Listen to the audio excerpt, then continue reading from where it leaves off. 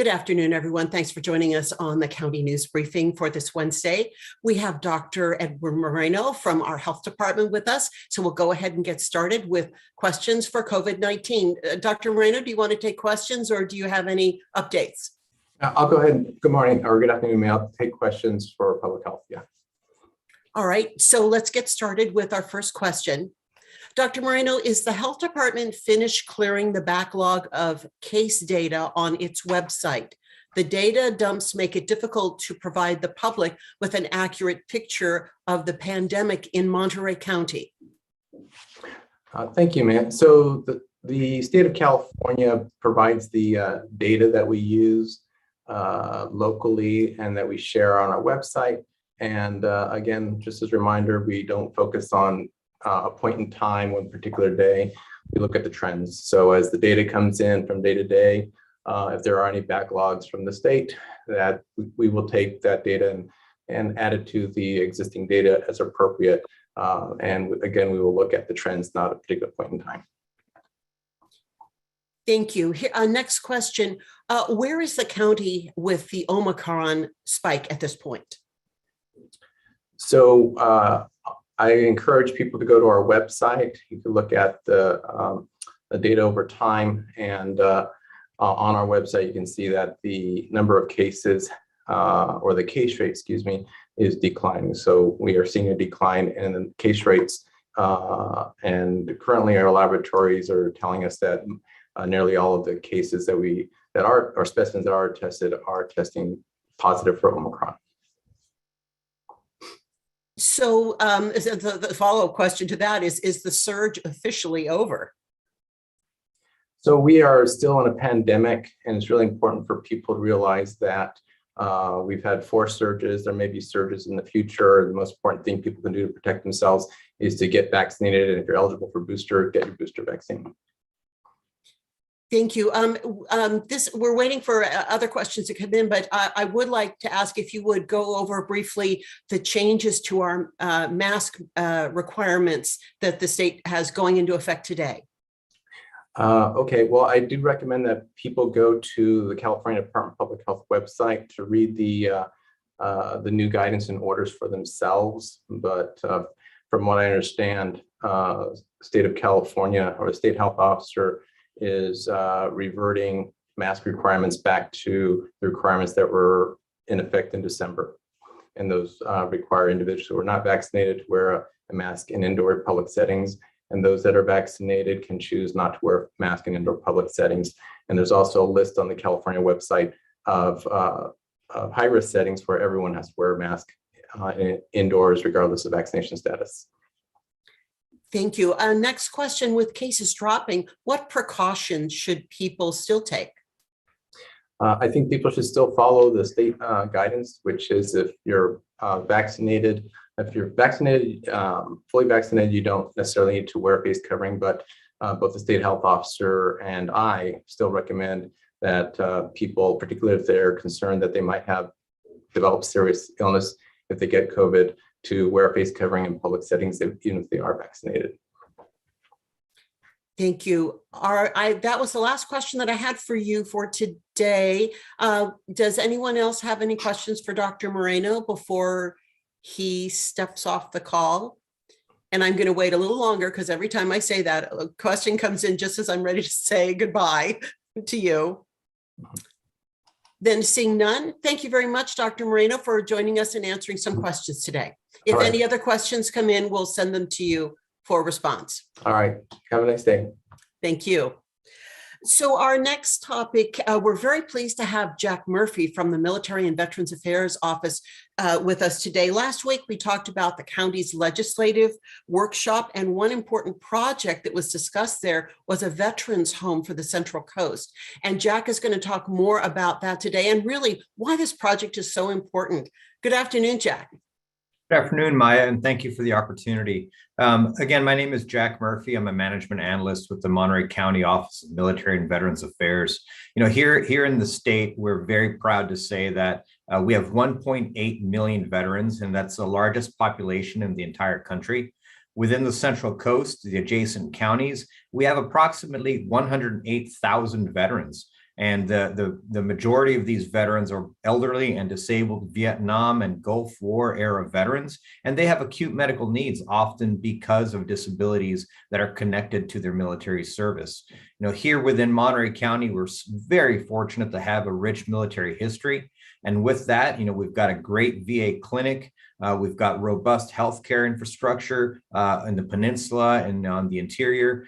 We've got a lot of economic and employment opportunities, social services, and really a vibrant military and veteran community. But despite all of that, what's still missing is a long-term healthcare facility for veterans and their spouses. To meet that end, Monterey County officials recently began seeking legislation to develop a CalVet Veterans Home here in Monterey County, preferably near the former Fort Ord area, to honor the legacy and rich history that Fort Ord gave to the county, and also, more importantly now, to fill the deficit in veteran long-term health care. A veterans home here in Monterey County would provide housing and care also for homeless veterans, any disabled veterans, to include spouses and partners. This legislative proposal put forth by Monterey County has very strong support from the veteran community, to include numerous veteran serving organizations, the adjacent Central Coast counties and their veteran service officers, unanimous support from the California Association of County Veteran Service Officers, again, unanimous support from our county's Board of Supervisors, and we've also got state representatives. We've also have support from our state representative, specifically Assembly Member Robert Rivas, and then also Senator Ana Caballero. We've asked for this developing legislative proposal. We've asked for a placeholder to be submitted in order to meet the deadline on 18th February. So we've got to get the proposal in no later than this Friday. So we've got a little bit of work to do, but our veterans deserve the health care. They deserve the commitment from the state. CalVet, the California Department of Veterans Affairs, currently has 8 homes across the state. They offer a broad range of long-term care services to older veterans, to include independent living, memory care, skilled nursing care. But sadly, there's not a vet home within a 2.5-hour drive of the Central Coast's 108,000 veterans and their families. Fresno and Yountville are the closest homes. And then statewide, 6 of the 8 CalVet veterans homes have wait lists between 2 and 5.5 years long. So our veterans need this care. They deserve it. The Department of Veterans Affairs collectively every year compensates our veterans with over $8.3 billion statewide. So one, it's a huge economic driver to the area, but more importantly, it highlights the importance of protecting veteran services, retaining veterans here in the Central Coast and in the state of California, and then it provides the health care that our veterans need. Any veterans or organizations that are interested in advocating for this legislative proposal, we ask for them to contact the offices of Assemblymember Rivas or Senator Caballero by Friday, February 18th. So Maya and everyone here, thank you for your interest and coverage of this important veterans healthcare need. And then if anyone has any questions for our office, we can be contacted at 647-7613 or at mvao.org. Thank you. Thank you very much, Jack, for giving that a pretty thorough rundown of the needs. If anyone has any questions for Jack, please go ahead and put them in chat so that I can share them. Jack, I do have a question. Here we've got the 18th coming up as a deadline. What should we be looking for as we go through this process? What are we looking at in terms of time? Not very much time. We started this conversation with our county officials a couple of months ago, actually. But the process in Sacramento is what it is, and we're coming up to a deadline here where we're seeking to get this legislative proposal sent forward. Last week we had a very fruitful conversation with some pretty senior officials at CalVet, the Department of California's Veterans Affairs, and they agree that there's a need. They agree that there's a shortage in the number of beds that are available in this area. seeking an additional home is a new subject, but it's also been supported by previous legislation from 2002. That would be Senate Bill 1234 that's been submitted. So we're hoping that our state elected officials, namely Assemblymember Rivas and Senator Caballero, can rally their peers and their troops, if you would, to get this bill placed forward. All right, thank you. I don't have any questions for you. Thanks for giving us an update on where this is at, and we're sure we're going to have you back for good news on this project. I look forward to it. Thank you, Maya. Thanks, Jack. And then we're also very pleased to have Laura Kirshner from the Workforce Development Board joining us today. There is a very exciting job fair going on next week. And for people who don't know, Joby Aviation is located out at the Marina Airport, and they have a tremendous number of openings. And Laura, you are going to tell people how to tap into that. I am. Thank you so much for having me today. I appreciate it. Excited to be here. We're excited to work with Joby Aviation. This is our second go around with them for our virtual job fairs, which are hosted on an online platform that we use. Job seekers can log in basically from the privacy of their own home and connect with employers in real time. And that's what you'll be doing with Joby Aviation if you register for our event, which will take place on Thursday, February 24th from 4 to 6 p.m. You'll have the chance to interact with Joby in real time. They have over 200 openings with the business in 20 different areas, including test engineers, test technicians, mechanical technicians, manufacturing technicians, employee relations partners, payroll specialists, and many, many more. So if you're interested, what you'll want to do is register, and I'm going to put that right in the chat down here. You can register on our website to learn all about it. It's fairly easy, and if you don't have, for those that need internet access, they can come on down to our office here at 344 Salinas Street and join by through our computer lab.